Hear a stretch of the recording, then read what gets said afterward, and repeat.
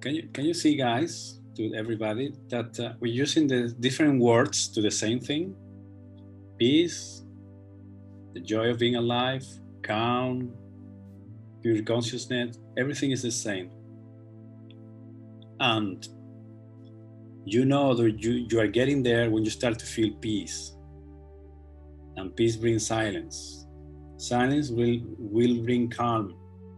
And everything is connected like this, right? It doesn't matter the name, it's a sensation. Do you feel peace right now? That's a sign that you're getting there.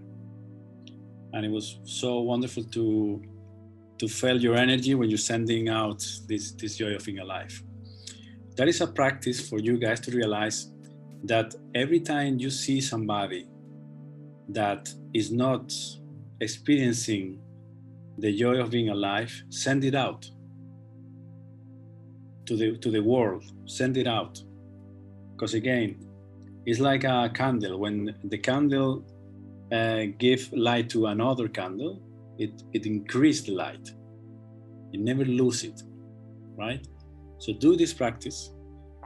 You're gonna increase that the joy, that the silence, that peace, and the whole world, since it's a projection of you, it will benefit from this. That's the practice.